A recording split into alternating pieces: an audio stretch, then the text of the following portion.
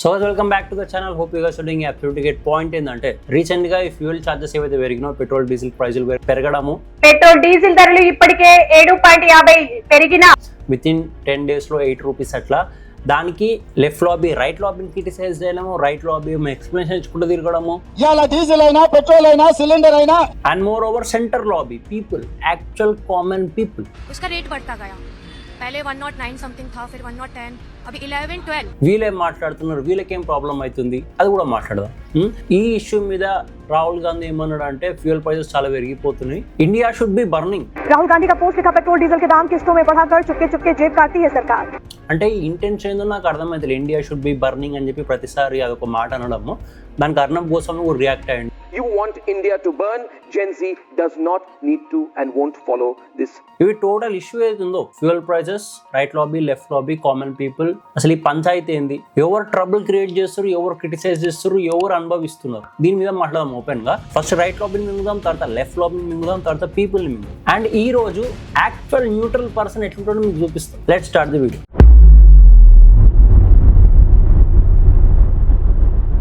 So Narendra Modi గారు ఒకప్పుడు fuel charges పెరిగినాయి అని చెప్పి క్రిటిసైజ్ చేస్తూ ఉండేటోడు. साल का रिपोर्ट कार्ड के कुछ ही घंटों में उन्होंने देश में जिस प्रकार से पेट्रोल के दाम बढ़ा दिए, కాంగ్రెస్ రూలింగ్ టైమ్ లా ये दिल्ली सरकार की शासन चलाने की नाकामयाबी का जीता जागता सबूत है. ఇప్పుడు ఆయన సప్తాహలో ఉండి ఆయన 10 years కంప్లీట్ అయిపోయి 14 years అయిపోయినాయి ఆల్మోస్ట్. ఇప్పుడు ఆయన అదే సిచ్యువేషన్ ఫేస్ చేస్తున్నాడు. బట్ దీనికి ఆవాజ్ ఎత్తకుండా సైలెంట్ ఉన్నాడు యాజ్ యూజువల్. ఒకప్పుడు కాంగ్రెస్ సైలెంట్ ఉన్నప్పుడు ఇప్పుడు నరేంద్ర మోడీ కూడా సైలెంట్ ఉన్నాడు.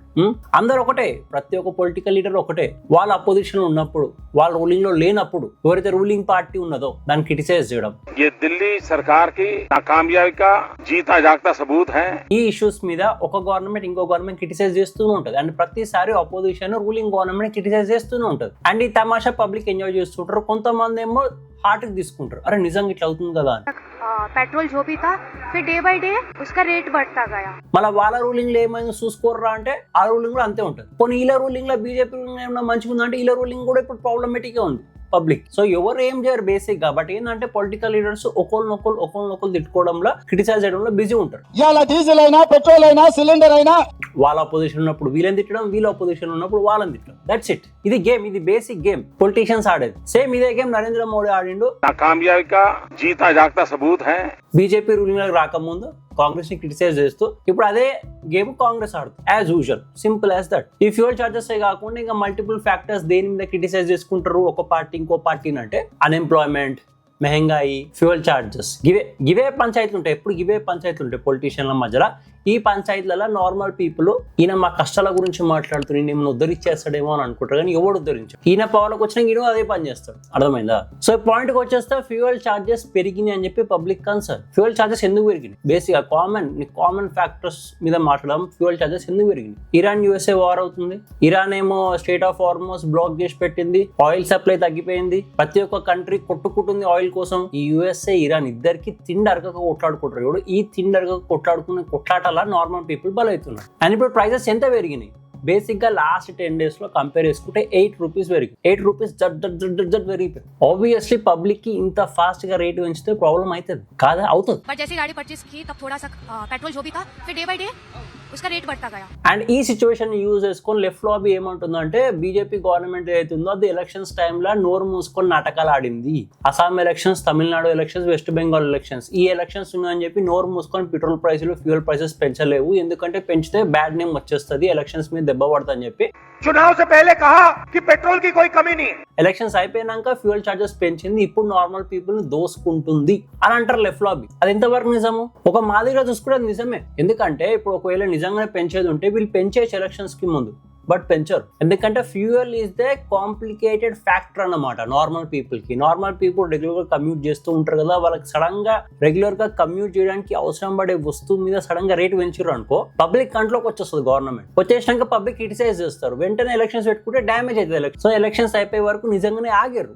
వాళ్ళు ఆ ఇంటెన్షన్ తోనే ఆగారు. ఆగినాక ఎలక్షన్స్ అయిపోయినాక ఇప్పుడు రేజ్ చేశారు పెట్రోల్ ప్రైజెస్.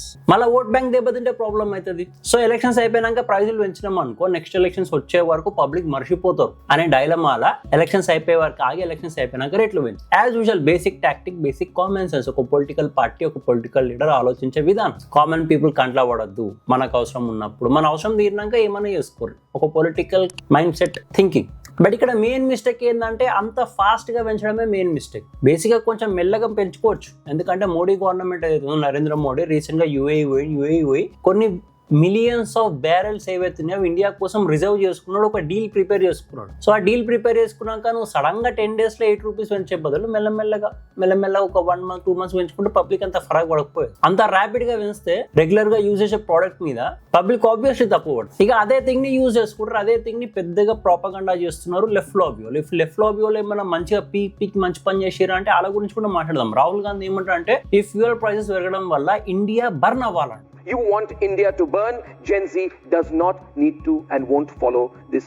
ఈ నేపాల్ ఈజ్ బర్నింగ్, లేకపోతే బంగ్లాదేశ్ ఈజ్ బర్నింగ్. ఇక్కడ జెన్జీ రెవల్యూషన్ అయినప్పటి నుంచి చాలా కోరిక ఉంది. రాహుల్ గాంధీకైనా లెఫ్ట్ లాబీకైనా చాలా కోరిక ఉంది జెన్జీ రెవల్యూషన్ ఇండియాలో అవ్వాలని చెప్పేసి. కుళ్ళ మాట చెప్తున్నా, దమ్ముంటే చేసి చూపెట్టురు. అది అవ్వదు కూడా. Gen Z is much more matured as of now. Recent గా సీజేపీ పార్టీ పెట్టి పెద్ద పీకేషన్ అనుకుంటారు, కానీ పీకింది ఏం లేదా. మెల్లమెల్లగా లెఫ్ట్ లాబీ వాళ్ళ పేజీలో ఎగిరిపోతున్నాయి. మీరు కరెక్ట్ గమనించుకోండి. ఎగ్జాంపుల్ ర్యాంటింగ్ గోలా. ఓకే, ఇంకా ఆగోరు, ఫ్యూచర్ లో చాలా మంది వస్తారులని. Back to topic. Rahul Gandhi ఆ మైండ్ సెట్ ఏదైతే ఉందో ఇండియా షుడ్ బి బర్నింగ్ అని ఏం కోరుకుంటారో నాకు అర్థమవుతుంది. అంటే ఏంది, ఇప్పుడు కామన్ గా ఫ్యూయల్ ప్రైసెస్ పెరగడం అనేది చాలా కామన్ ఇష్యూ. ప్రతి ఒక్క కంట్రీ, ప్రతి ఒక్క స్టేట్, బయట కంట్రీస్ చూసుకున్నా సరే, వీళ్ళు ఇప్పుడు కంపేర్ చేసుకునే యూఎస్ఏతో చూసుకున్నా సరే, అక్కడ కూడా రేట్లు పెరుగుతున్నాయి. అక్కడ పెరగలే, వాళ్ళకు కూడా ఎఫెక్ట్ అవుతుంది. ఆల్ ఓవర్ కంట్రీస్ లో ఫ్యూయల్ రిజర్వ్ అవుతుందో అది డౌన్ అయిపోయింది. అలాంటప్పుడు రేట్లు పెరగాల్సిందే కదా. ఇప్పుడు యూఎస్ఏ లో రేట్లు పెరిగినందుకు యూఎస్ఏ షుడ్ బి బర్నింగ్ అనాలా అంటే యూఎస్ కూడా తీసుకొని బొక్కలు వేస్తాడు. అక్కడ అలాంటి యాంటీ నేషనల్ స్టేట్మెంట్లు మాట్లాడద్దు కాబట్టి. బట్ ఇండియా కాబట్టి నడుస్తుంది. ఈ యాంటీ నేషనల్ మైండ్ సెట్ తగ్గించుకుంటే బెటర్ రాహుల్ గాంధీ గారికి. అండ్ ఇప్పుడు ఇంకో విషయం, అంతగా క్రిటిసైజ్ చేస్తారు లెఫ్ట్ లాబీ మొత్తం డీజిల్ ఫ్యూయల్ ప్రైసెస్ పెరిగినాయి అదని చెప్పేసి కుళ్ళ మాట్లాడదాం. 2014 కంటే ముందే చూసుకుందాం. 2014 కంటే ముందు లాస్ట్ 10 years కాంగ్రెస్ పరిపాలించింది, రైట్? కాంగ్రెస్ పరిపాలనలో fuel charges petrol price 38 rupees ఉండే లిటరలీ 2004 లో. 38 ఉన్న పెట్రోల్ ప్రైస్ 2014 వచ్చే వరకు 72 రూపీస్ చేసి, అంటే ఎంత పెంచి ఇంచుమించు 35, 70, రైట్? 38 ఆడ, 72 ఇక్కడ. లిటరలీ 95% ప్రైస్ పెంచి. అప్పుడు ఎవడు ఇంత హంగామా చేయలేరు. ఎందుకు తెలుసా? అప్పట్లో కాంగ్రెస్ రూలింగ్ టైంలో నువ్వు ఏమైనా మీడియా హౌస్లు, టీవీ ఛానల్ అయ్యి, లేకపోతే ఒక రిపోర్టర్, ఒక జర్నలిస్ట్ అయ్యి వీటి మీద క్వశ్చన్లు చేసి ఓపెన్ గా వచ్చి మాట్లాడినాం అనుకో, నీ మీద అటాక్లు నేను లోపలేసిన రోజులు కూడా ఉన్నాయి. బీజేపీ రూలింగ్ కాబట్టి ఇంత ఓపెన్ గా క్రిటిసైజ్ చేస్తున్నారు. బట్ ఒకవేళ ఆలా పాస్ట్ చూసుకుంటే 2004 to 2014 వాళ్ళు 95% ప్లస్ పెంచారు. ఆ టైంలోనే ఎగ్జాక్ట్లీ నేను స్టార్టింగ్ లో ప్లే చేసిన మోడీ గవర్నమెంట్ जिस प्रकार से पेट्रोल के दाम बढ़ा दिए, ఇది అప్పుడు మాట్లాడిన స్టేట్మెంట్. అదే వీళ్ళు అపోజిషన్ ఉన్నప్పుడు రూలింగ్ గవర్నమెంట్ క్రిటిసైజ్ చేయాలి ఫ్యూయల్ మీద, ఫ్యూయల్ చార్జెస్ మీద. వీళ్ళు రూలింగ్ లో ఉన్నప్పుడు వీళ్ళు క్రిటిసైజ్ చేస్తారు. ఇదే పంచాయతీ తప్ప ఎవరికి ఏ పొజిషన్ ఇచ్చినా సరే వాళ్ళు ఇదే పని చేస్తారు. ఇవి రెగ్యులర్ గా ఉన్న ప్రాబ్లమ్స్ ఇండియాలో. ఎవడు పర్ఫెక్ట్ గా మేనేజ్ చేయలేడు. మన అదే ఇప్పుడు చూసుకుంటే మోడీ గవర్నమెంట్ రూలింగ్ టైంలో చూసుకుంటే 2014 to 2024 వేసుకోను 72 కాడ ఆపేసింది ఆ Congress government fuel price petrol the. 72 నుండి 2004 వరకు 97 రూపీస్ చేశారు BJP government. Close to 40% hike. వాళ్ళు కాంగ్రెస్ రూలింగ్ లెఫ్ట్ లాబీ ఎగురుతుంది కదా, వాళ్ళ రూలింగ్ అప్పుడు 90% ప్లస్ ఉన్నది, వీళ్ళు 40% ప్లస్ చేశారు. అది కూడా ఎలాంటి సిచ్యువేషన్స్, ఈ కరోనా లాంటి సిచ్యువేషన్, లేకపోతే ఇప్పుడు ఇరాన్ యూఎస్ఏ వార్ లాంటి సిచ్యువేషన్స్ మధ్యలో వీళ్ళు ఎంతో కొంత మేనేజ్ చేసుకుంటే అది చేసుకుంటే ఇది చేసుకుంటే 2004 ప్రైస్ చెప్తున్నా నేను 40% పెరిగింది. అట్లీస్ట్ బెటర్ కదా. ఇద్దరు దోసుకున్నారు పబ్లిక్ ని. బట్ లెఫ్ట్ లాబీతో కంపేర్ చేసుకుంటే 40% ప్రైస్ పెరిగిందంటే at least they trying to manage. But criticise చేసే ప్రతి ఒక్కరు హక్కు క్రిటిసైజ్ చేయాలి. ఇప్పుడు లెఫ్ట్ లాబీ వాళ్ళ రూలింగ్ టైంలో పెద్ద పీక్ పని చేసింది ఏం లేదు, రైట్? గట్టిగా మాట్లాడితే ప్రజెంట్ కాంగ్రెస్ రూలింగ్ స్టేట్లు ఏవైతున్నాయో వాటి prices in regards to fuel ఎక్కువ ఉన్నాయి బీజేపీ రూలింగ్ స్టేట్స్ కంటే. బేస్ ఎగ్జాంపుల్ చెప్పాలంటే గుజరాత్ బీజేపీ రూలింగ్ స్టేట్, అక్కడ పెట్రోల్ ప్రైస్ 98 రూపీస్ ఉంది. అదే తెలంగాణతో కంపేర్ చేసుకుంటే 115 to 118 మధ్యలో ఉంది. ఎందుకు? గుజరాత్ లో 100 రూపాయలు దొరికేది నువ్వు ఇక్కడ 20 రూపాయలు ఎక్స్ట్రా ఎందుకు పడుతుంది? యాజ్ యూజువల్ యూపీలో కూడా 100 రూపీస్ పడుతుంది, 100 రూపీస్ నుంచి 103 మధ్యలో. సేమ్ అదే కర్ణాటకలో చూసుకుంటే ప్రెసెంట్ గా 112 నడుస్తుంది, మళ్ళీ 10 రూపాయలు ఎక్కువ. అంతెందుకు గోవా గురించి మాట్లాడదాం. గోవా చాలా మంది పోతారు కదా మన హైదరాబాద్ పీపుల్. అక్కడ ఫ్యూయల్ ప్రైస్ అరౌండ్ 94 to 97 మధ్యలో ఉంది. బట్ అదే కేరళ చూసుకుంటే 115 to 118 మధ్యలో ఉంది. యాజ్ యూజువల్ 20 రూపాయలు ఎక్కువ. మళ్ళీ వీళ్ళు అంతగానో మాట్లాడుతున్నారు లెఫ్ట్ లాబీ వాళ్ళు ప్రైజులు పెంచేస్తారు అని చెప్పి మీ గవర్నమెంట్ రూలింగ్ స్టేట్లు ఏవైతే ఉన్నాయో తెలంగాణ అయినా సరే, కేరళ అయినా సరే, కర్ణాటక అయినా సరే, పబ్లిక్ రిలీఫ్ ఇయ్యి ఒక 5 రూపాయలు మీరు తగ్గిలేరా? మీరు మాత్రం తగ్గియారు. మాకు ఫుల్ వసూలు కావాలి పెట్రోల్ మీద, ప్రతి ఒక్క లీటర్ మీద. బట్ క్రిటిసైజ్ మాత్రం గవర్నమెంట్ చేస్తుంది. దీనే డబుల్ స్టాండర్డ్స్ అంటారు అన్నమాట. ఒకప్పుడు రేవంత్ రెడ్డి అన్నాడు స్టేట్ ట్యాక్స్ లకే నువ్వు తగ్గించుకోరాదు అని చెప్పి. నీ దగ్గర ఒక లీటర్ మీద 32 రూపాయలు నీ కళ్ళపెట్టలు పడుతున్నాయి కదా, 30 రూపాయలు తగ్గించుకో, అప్పుడు 70 రూపాయలకు పేదవానికి. సేమ్ పని ఇప్పుడు చేయొచ్చు కదా, చెయ్యరు. చెప్పిన అందరు పొలిటీషియన్స్ ఒకటే. ఈ రూలింగ్ ఉన్నప్పుడు వీళ్ళేం స్టెప్పులు చేసారు, సేమ్ స్టెప్పులు వీళ్ళు కూడా అవే చేస్తారు. ఈ రెండింటి మధ్యలో పబ్లిక్ ని ఉల్జాయిస్తారు. మేము మీకోసం మాట్లాడుతున్నాం, మేము మీకోసం సేవ చేస్తున్నాం. మళ్ళీ ఇద్దరు ఏం చేశారు అని చూస్తే ఇద్దరు రూలింగ్ టైంలో ఇంచుమించు సేమ్ ఉంటుంది. యాక్షన్స్, అవుట్కమ్ సేమే ఉంటుంది. అండ్ ఈ ఫ్యాక్టరీ ఇప్పుడైతే చెప్పిన లెఫ్ట్ రూలింగ్ స్టేట్స్ లో ప్రైజెస్ ఎక్కువ ఉన్నాయని చెప్పి ఈ క్వశ్చన్ పోయేదా లెఫ్ట్ లాబీ కానీ అడుగును, ఆయనకి ఆన్సర్ ఉండదు, మూసుకొని వెళ్ళిపోతాడు. సరే పోనీ ఆ క్వశ్చన్ కాదు, జస్ట్ ఇంకో క్వశ్చన్ అడుగు. లెఫ్ట్ లాబీ ఎవడు కనబడ్డా సరే నీకు జస్ట్ ఇండియాలో ప్రైస్ పెరిగిందా? వీళ్ళు యూఎస్ఏ తో కంపేర్ చేస్తారు కదా, అటు ఇటు US$ తోని. యూఎస్ఏ గ్యాలన్ 2.9 సంథింగ్ ఉంది ఫెబ్లో అరౌండ్. ఇప్పుడు ప్రైస్ చూసుకుంటే పర్ గ్యాలన్ 4.5 అరౌండ్ ఉంది. యూఎస్ఏ లో ప్రైసులు పెరగలేవా? పెరిగినాయి కదా. So all over world effect అయ్యేటప్పుడు ప్రైజులు పెరుగుతాయి. లేదు మేము ఏమున్నా సరే, సిచ్యువేషన్ ఏదున్నా సరే, వరల్డ్ లో ఏ కొంప కొల్లి రైతున్నా సరే మాకేం సంబంధం లేదు, మాకు మాత్రం మా థింగ్స్ మాకే కావాలి, మాకు అన్ని స్టేబుల్గా ఉండాలి, మాకు అన్ని ఫ్రీబీస్ దొరకాలంటే కుదరవీడా.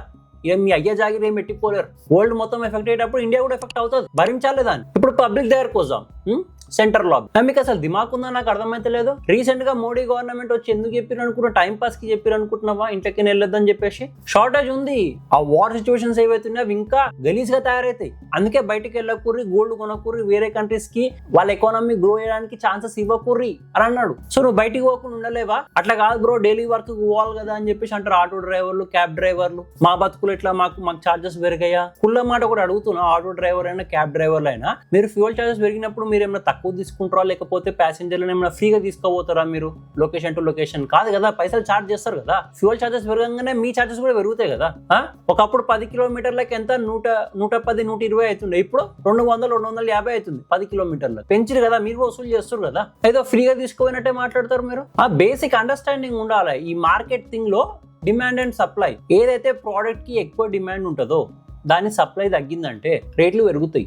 Basic market common sense. దందా చేసేటోనికి ప్రతి ఒక్కరికి తెలుసు, కామన్ పీపుల్ కూడా తెలిసి ఉండాలి డిమాండ్ అండ్ సప్లై ఫ్యాక్టర్. ఆడ ఆయిల్ దొరకలేదురా బాబు అంటే ఇలా ఆయిల్ ప్రైసెస్ తక్కువ కావాలంటే. అట్లా కాదు సడన్ గా డీజిల్ ఫ్యూయల్ మొత్తం ఆపేసిరు అనుకో, సప్లై లేదని చెప్పి ఊకుంటారా?